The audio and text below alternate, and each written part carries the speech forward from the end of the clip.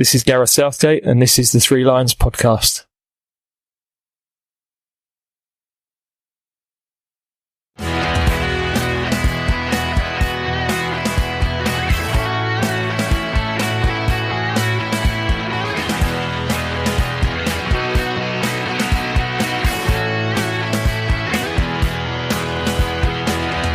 Hello and welcome to the Three Lions podcast. My name is Russell Osborne and this is an independent England football supporters podcast. I hope I find you well and I hope you've enjoyed some of the recent episodes that have come your way. Apologies that there was no Lionesses review. Shortly after this Sweden home match that I went to, I took a little family break to Rome. So I didn't get to see the Ireland game properly, but all in all, a fairly decent international window for the ladies. But by the time I'd have gotten something out, the moment would have really passed to comment on them both, so kind of hope you understand that. But they are back in action at the end of May and the beginning of June at France, home and away.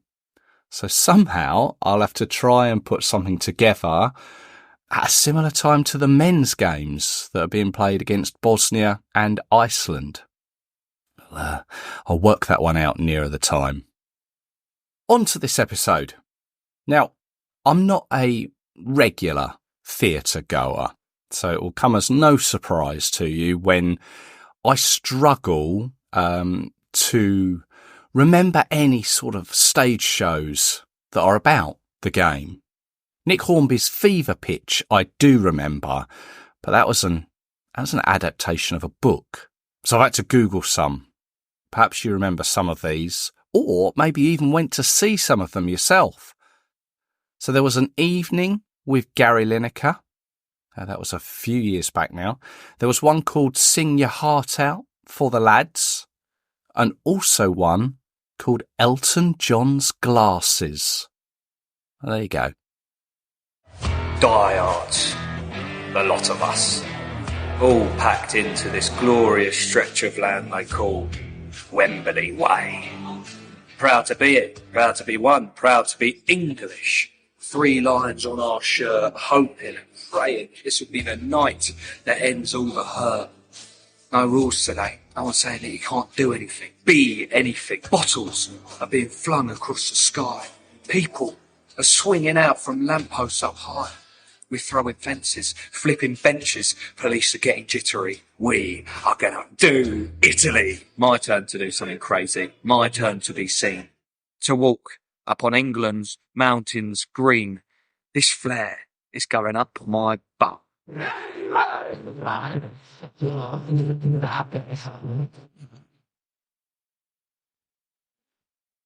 Now, in the past, I've spoken with players, fans, authors, all had something to do telling us about playing, watching, writing for England.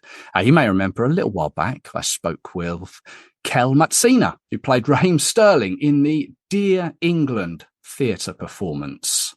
Well, there's a new show on the block, or on the stage. Entertainment Now said, boozy, ballsy, brilliant. He executed 5 stars. Broadway Baby, a gem of a play, 5 stars. The Scotsman, pacey and involving, gets to the heart of it, 4 stars. But they're Scottish. It is my pleasure to welcome to the Three Lions podcast, writer, performer, Alex Hill, curator of the new theatre performance, Why I Stuck a Flare Up My Arse for England. Alex. Oh, amazing. What an intro. Thank you, Russell. Brilliant. Thanks for having me on. No, welcome aboard. Welcome aboard. Wow. I want to say, how did this come about? But for the vast majority of England fans, we all know. But go on, tell us in your own words, how did this come about? Well, I mean, it all started kind of just after the main bulk of that COVID period in 2020 into 2021. And obviously England were going into the Euros, and a lot of the tournament got changed and rescheduled to mainly be played at Wembley. And as everyone knows, we did very well, got to the final. I watched most of the games in pubs in various fan zones around mates' houses. And on the day of the final, I was scheduled to be watching it around a mate's house. And I went on social media in the morning, and already London was just buzzing. Like, there was so many videos of people celebrating prematurely, obviously, but before just a ball had been kicked. Yeah, but the fact that we were in a tournament final and doing our thing, and it had been so long since that had happened, I think, and throw COVID into the mix of that, everyone was just so happy to be kind of out and about and have something to look forward to. So I said to one of my mates, I said, before we go around our mate's house, should we go into London and just sort of soak up the atmosphere? So we hopped on the tube to Wembley Park, and I just remember the heat, like at the top of the stairs of Wembley Park tube station, like the sheer heat coming off all these bodies, just jammed in like side to side, and it was really kind of it felt a little bit like the end of the world. It was kind of like, it was one of those sites that you don't really see every day, and we walked down into it and was like celebrating and chanting and drinking beers on Wembley Way, and the whole day was joyous, really. And then slowly it just started to change a little bit, just into sort of the mid-afternoon, 3-4 o'clock. It just felt a bit more dangerous, and people started throwing glass bottles and flipping fences and screaming at the police and everything. And it was kind of time to leave, make our way to our mate's house. And that was when I was on the train, and the photo started circulating of the old bum flare man. Yeah.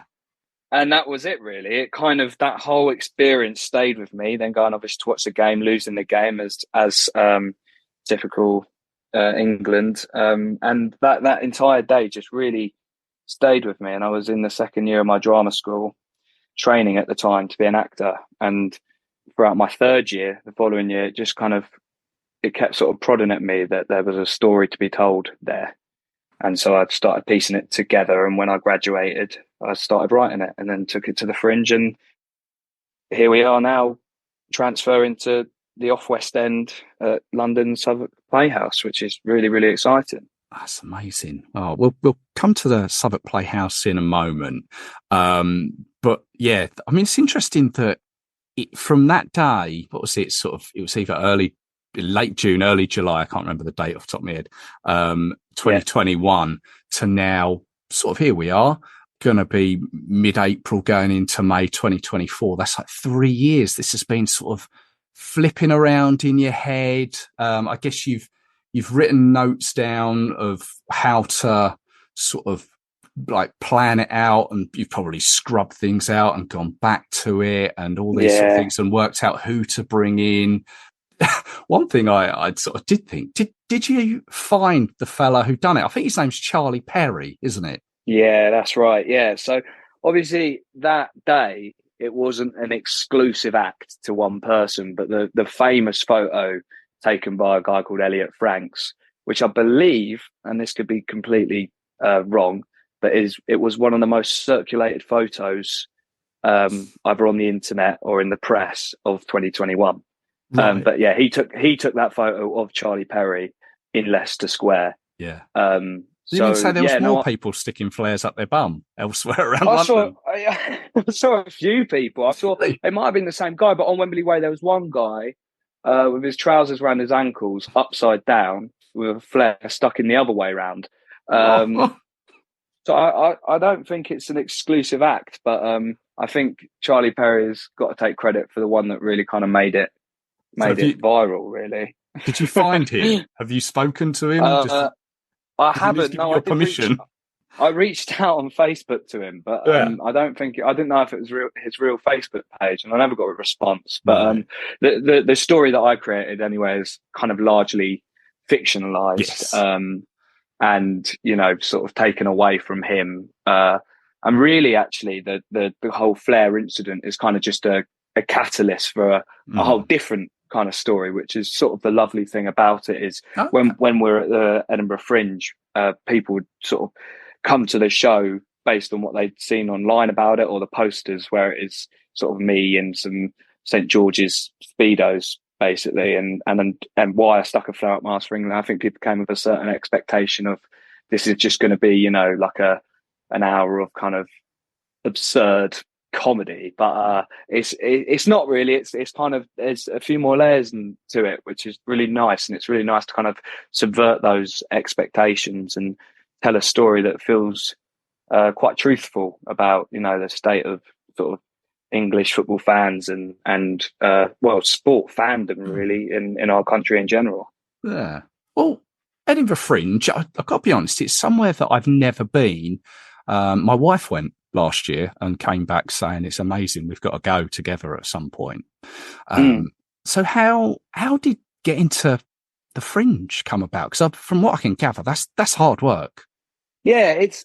I mean, there's many different ways to do it. There's lots of, hundreds of venues, and thousands of shows. I think last year there was about 3,500 different shows going on across sort of theatre, cabaret, spoken word, comedy.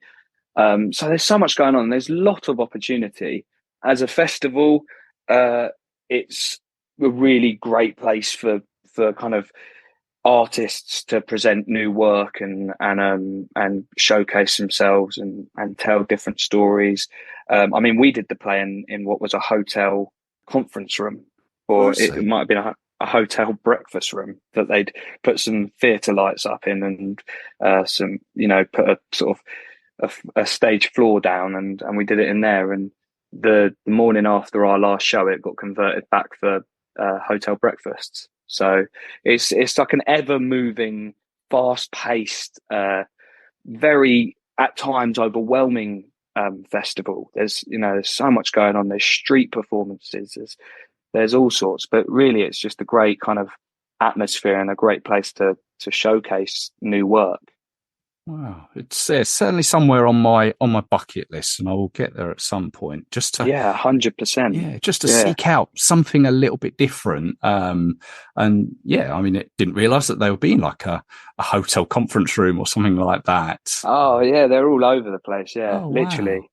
So from there at the Fringe, how was that sort of like honing it and sort of trying bits out before you were to take, because I imagine back then you didn't know where you were going to take it, but what was involved in the Fringe one to where you are now, about to put it on the stage in London, central London? Yeah, well, it really, it was the whole thing was financially and just kind of mentally or career wise, maybe a massive risk, because you take it, you don't know how people are going to kind of receive your work, and obviously you want to sell tickets and make the money that you spent on it back. And we were fortunate enough to be invited to do some previews before the festival. We did 2 preview nights at the Old Red Lion Theatre Pub in Islington, which is a beautiful old pub theatre, and very football based, actually. I think it's like the Norwich City home in London. Really? It's all sort of Norwich scarves and stuff behind the bar. Anyway, so they took us on for a few preview nights, which financially wasn't as much of a risk as the festival was. And then they said after the festival, you can come back for a week. And obviously the hope at the festival is that people see the work, they like the work, and they get involved in the work. And whilst that didn't actually happen at the Fringe, we got some lovely reviews and lots of really nice audience feedback. And as you said, the show was kind of, really kind of being embedded in like kind of growing, and I was finding different things out about it every night. So when we came back to London, some producers came in and just saw the show and decided that they wanted to take it forward and produce it. So now they're the ones responsible for, getting it to Southwark Playhouse and taking it back to the Edinburgh Fringe this year, which is really lovely. And they've been a massive help. in that process. So those people that came on board to help you sort of push it forward, I guess that's what sound and sort of directions. But is it just you yourself on stage, or is there other people? Yeah, so it's a one-man play. Right. So it's an hour basically of me chatting, and it's kind of it's hard work. It's the hardest thing I've ever done, really. I mean, I'm quite sweaty anyway. I'm a bit like Lee Evans, if you know that comedian. Absolutely sweat buckets on stage. So by the end of it, I'm absolutely knackered. But it is, it's really good fun. And what a one-man play kind of offers, it offers a real insight to that one character's mind and that one character's perception of things. And it's, their story from their side. And it's nice to be able to kind of portray a young man getting lost in, or, the idea of toxic masculinity and what it means to really be a die-hard football fan, and the lengths that you go to show support for your club or your national team. Well, you yourself are a Brentford season ticket holder, and you've been to see England as well. So I guess it's quite easy to sort of tap into that little bit of what you want to perform on stage, or do you sort of give it a little bit more? Oh yeah, no, I'm completely method. So I was at Villa away at the weekend. So I'll just keep that kind of persona all the way through the performances. Sheffield United at home this weekend. I'll just kind of obviously not. It's I think over like kind of 14 years of going to the football, I've really kind of like learned a lot about myself without sounding too wanky. But I do turn into a different person when I'm at the football, and I don't know what it is.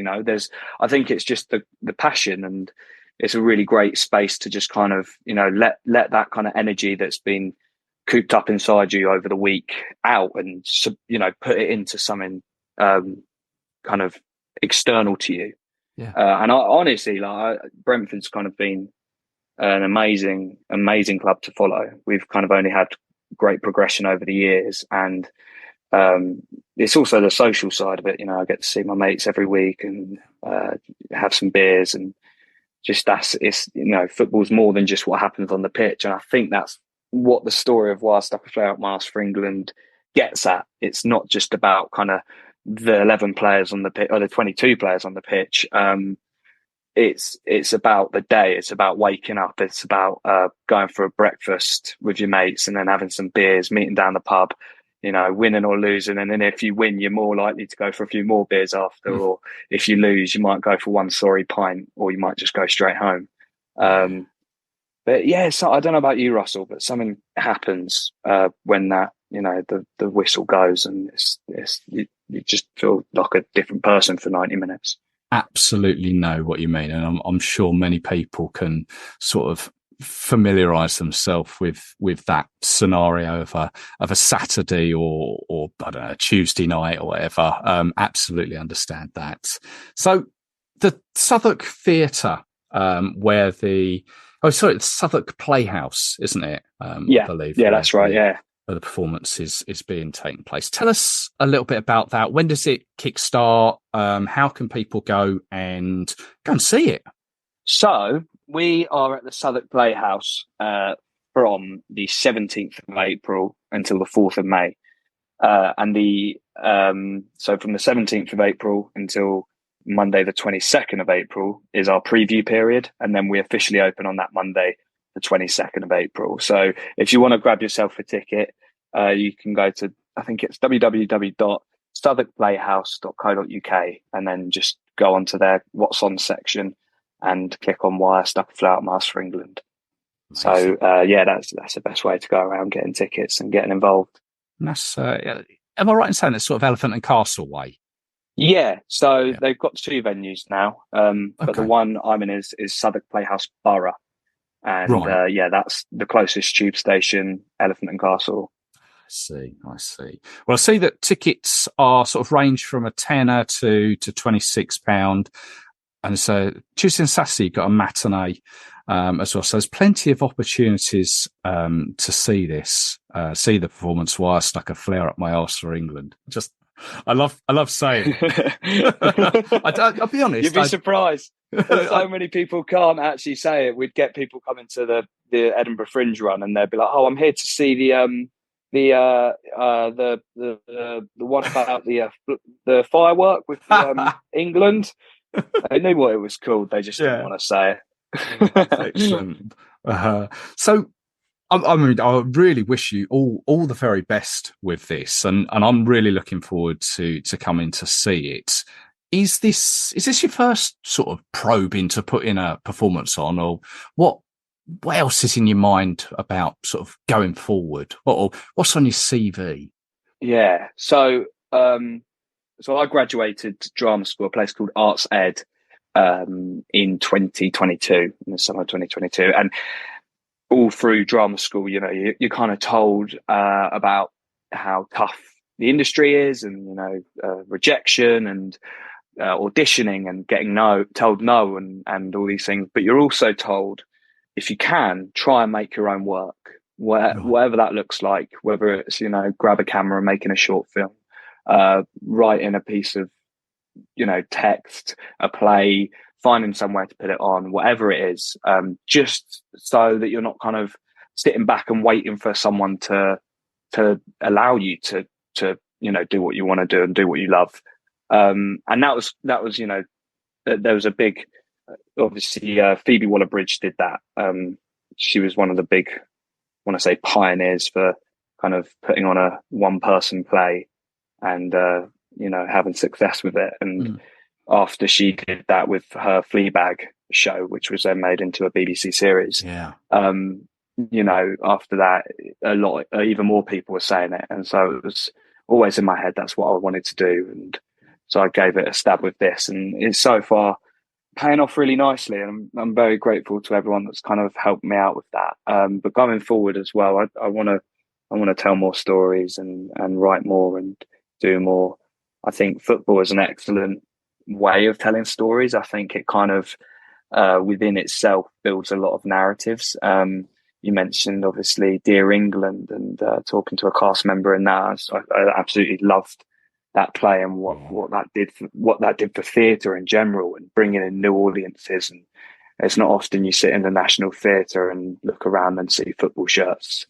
You know, it's great, and I think they're the kind of stories that make theatre what it is. You know, about bringing people that usually wouldn't be in a room together, you know, together, and that's what it's all about. So if I can sort of continue to make those, you know, stories, or be involved with those stories, that would be, you know, a real privilege. And yeah, this is, you know, I mean, this is sort of my professional debut, if you like. And again, I'm very kind of grateful for everyone that has helped me out along the way with it, and whether it be, you know, reading a first draft or a second draft, or you know, just coming to buy a ticket. You know, it's just, yeah, it's been a bit of a whirlwind. As I said, very grateful. Marvellous. Well, I'm going to dig out an England shirt to wear when I come and see Amazing. it. It's amazing. Yeah, why I stuck a flare up my arse for England is at the Southwark Playhouse between the 17th of April and the 4th of May. Go get your tickets. And I guess it's going to be all on the socials, isn't it? Any particular ones that you want to push? The socials, you can follow the play on Instagram at bumflareplay, and on Twitter or X as well. So at bumflareplay. Excellent, Alex. Thank you very much. And I wish you all the very best with it and going forwards. Thank you very much, Russell. Thank you so much for having me on.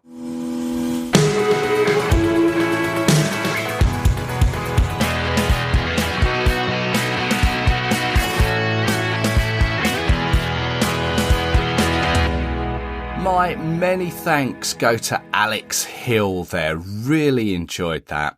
Also, thank you to Susie for organising it for us. Now, the show takes place at the Southwark Playhouse Borough. The postcode is SE1 6BD. D if you want to Google it, if you want to go to it, if you want to find out more about it. It runs from the 17th of April to the 4th of May. You can get your tickets from the website southwarkplayhouse.co.uk. You can also find them on social media. It's on Facebook, YouTube, Twitter and Instagram. Just follow at SWK Play, and the hashtag is hashtag bumflare, BUMFLARE, bumflare. As I said, I will be going along at some point, so keep an eye on my own Twitter feed and I'll post some photos there. If you are going yourself, enjoy it. Why not let me know what you think? But I'll be back with you very soon in this medium for some more England-related content. I hope you can join me for it. So until then, take care of yourselves. Cheers.